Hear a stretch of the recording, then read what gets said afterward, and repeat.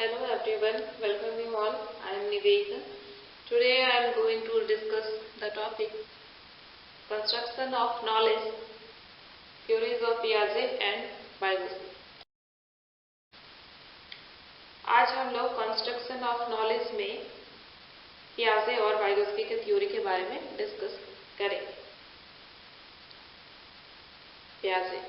Jean Piaget was a Swiss psychologist known for his work on child development.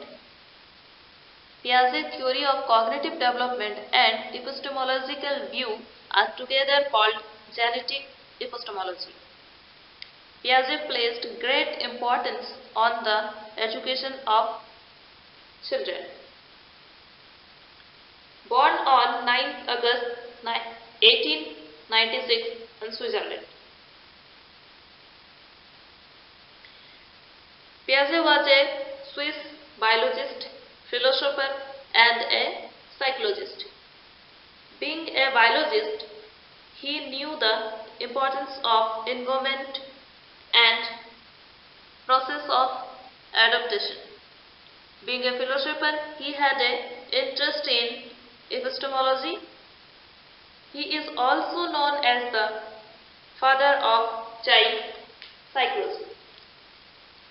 इनको child psychology के father के रूप में भी जाना जाता है। इन्होंने बहुत सारे बुक्स भी लिखे हैं, जिनमें से है the psychology of the child 1966, the psychology of intelligence 1947, the language and thought of the child 1923 और भी बहुत सारे बुक्स हैं जो इन्होंने लिखा है।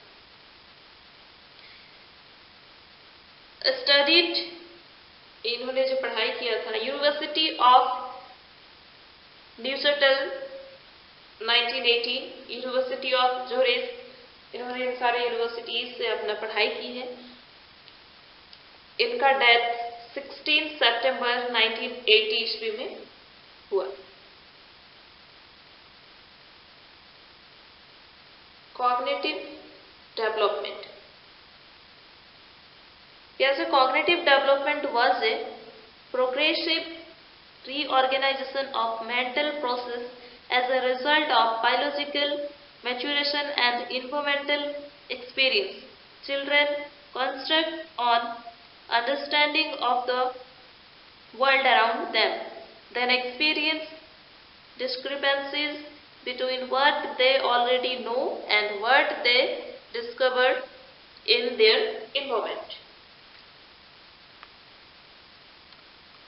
पियाजे ने कॉग्निटिव डेवलपमेंट, संज्ञानात्मक विकास का थ्योरी दिया है, जिसमें बालकों में किसी संवेगी सूचना को ग्रहण करके उस पर चिंतन करने तथा क्रमिक रूप से उसे इस लायक बना देने से होता है, जिसका उपयोग वो विभिन्न परिस्थितियों में करके अलग अलग जो समस्या है उसका समाधान करे।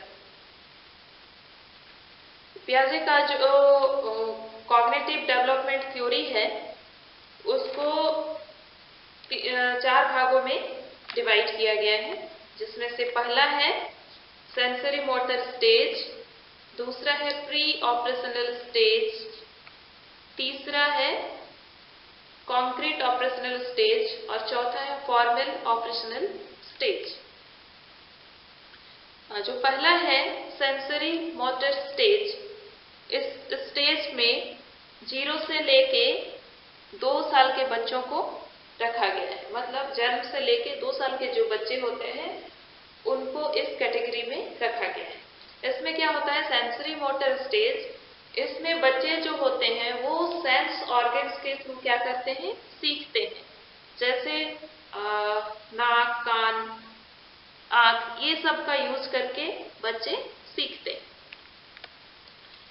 इसलिए इस स्टेज को सेंसरी मोटर स्टेज के नाम से भी जानते हैं।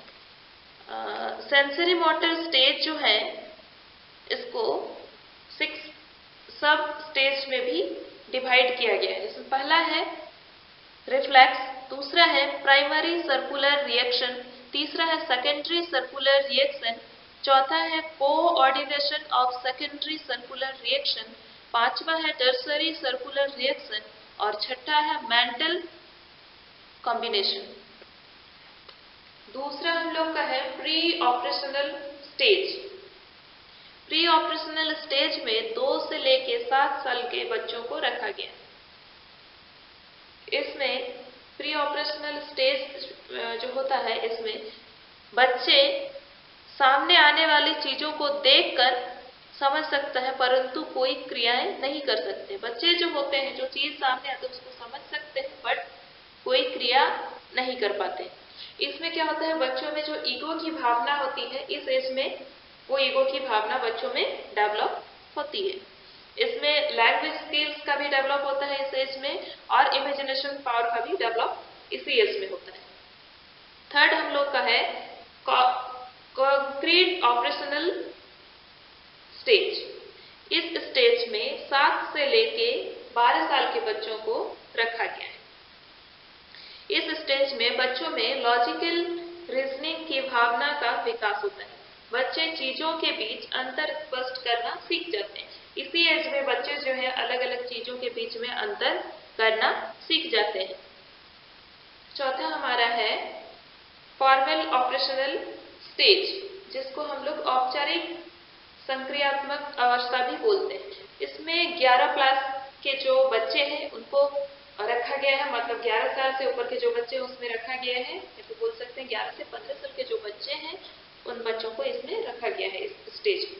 इस अवस्था में बच्चों में गहरी सोच उत्पन्न हो जाती है। वे किसी भी चीज को सोचने समझने में सक्षम होते हैं, भावना विकसित हो जाती है और किसी भी बात को वो क्या करते हैं, समझते हैं। इस एज में वो सारी चीज जो है बच्चों में डेवलप हो जाती है। Ability to hypothesis, test and reevaluation hypothesis, children being think in a formal systematic way. इसमें क्या होता है, बच्चे सोचना शुरू करते हैं और वो सिस्टमेटिक वे में उसको अरेंज करना ही सीख जाते हैं।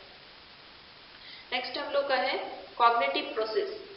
इसके अंदर 3 चीज को रखा गया है। पहला है स्कीमा, दूसरा है एडेप्टेशन और तीसरा है इक्विलिब्रेशन, जिसमें जो सेकेंड हम लोग का एडेप्टेशन उसको 2 पार्ट में डिवाइड किया गया है। पहला है एसिमिलेशन और दूसरा है एकोमोडेशन। तो पहले देखते हैं स्कीमा। प्रायर नॉलेज, पूर्व ज्ञान, जिसके सहारा लेकर बच्चे नए ज्ञान को क्या करते हैं, सीखते हैं, नए ज्ञान को एक्वायर करते हैं, उसको स्कीमा के बोल सकते हैं। नेक्स्ट हम लोग का है एडेप्टेशन, मतलब अनुकूलन, वातावरण में अपने आप को ढालना। इस के अंदर बच्चे जो है वातावरण में अपने आप को ढालना सीख जाते हैं। इसको 2 पार्ट में डिवाइड किया गया है। पहला है एसिमिलेशन, पूर्व ज्ञान को नए ज्ञान से जोड़ना। इसके अंदर क्या करते हैं, बच्चे पूर्व ज्ञान को नए ज्ञान से जोड़ते हैं। और दूसरा है एकोमोडेशन, मतलब समायोजन। इसमें क्या होता है, पूर्व ज्ञान में परिवर्तन, पूर्व ज्ञान में परिवर्तन कर नया ज्ञान को आत्मसात करते हैं। और हम लोग का थर्ड है इक्विलिब्रेशन, मतलब संतुलन, आत्मसातकरण और समायोजन के बीच संतुलन होता है इस स्टेज। तो आज हम लोगों ने construction of knowledge, theories of पियाजे एंड वाइगोत्स्की के थ्योरी के अंदर आज हम लोग पियाजे थ्योरी के बारे में डिस्कस की। तो आई होप यू अंडरस्टूड, आप लोगों को समझ में आ गई होगी। नेक्स्ट क्लास में हम लोग डिस्कस करेंगे थ्योरी ऑफ वाइगोत्स्की। ओके।